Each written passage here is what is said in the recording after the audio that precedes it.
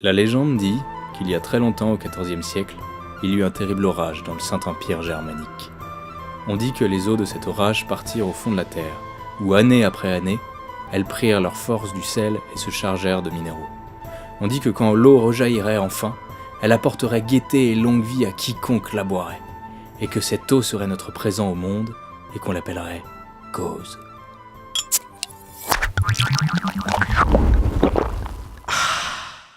Bonjour à tous et bienvenue dans ce nouvel épisode, salé, car on va vous parler de la Gauze. La Gauze, c'est un nom allemand, et par rapport à ses semblables, elle reste une bière singulière dans le monde du brassage. Son histoire est riche, d'autant qu'elle a failli disparaître, et son goût est amer et salé, ce qui rend son style authentique. C'est une bière à fermentation haute, et elle est composée généralement de blé et d'une petite quantité d'avoine. On la brasse avec de l'eau salée, ou des compléments ayant les mêmes propriétés, c'est-à-dire contenant du sodium. Exactement, et du coup vous vous demandez d'où vient le mot Gauze. Merci la gueuse. Tu es un laidron mais tu es bien bonne. Comme disait Kevin, c'est une bière allemande, plus précisément originaire des débuts du Saint-Empire germanique, au Xe siècle, à Goslar dans le massif du Harz. Son nom proviendrait de la petite rivière homonyme, la Gauze, qui traverse Goslar. Les exploitations minières des alentours étaient spécialisées dans la récolte d'argent, de cuivre, de zinc et de sel. Il est fortement probable que cette abondance fut dissoute dans les eaux souterraines locales. Quand tu te mouches, t'as pas l'impression de serrer la main à un pote? La Gauze est conçue par le biais d'une fermentation classique et bactérienne, ce qui libère de l'acide lactique. Cette bière est donc moins amère et bien plus douce avec des notes acides et minérales.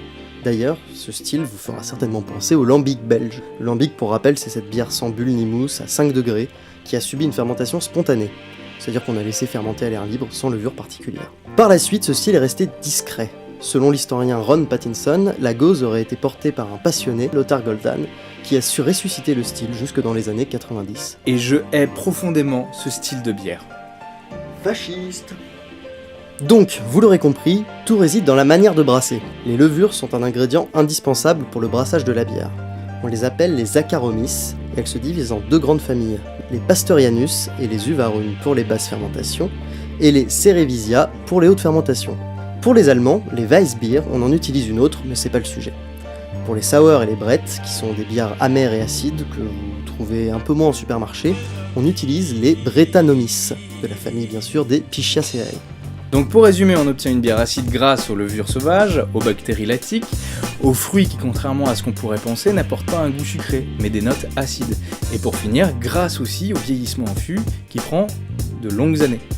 Plus vous laissez vieillir votre bière, plus elle sera acide, sans parler de la Gauze, où l'eau est salée et chargée en minéraux.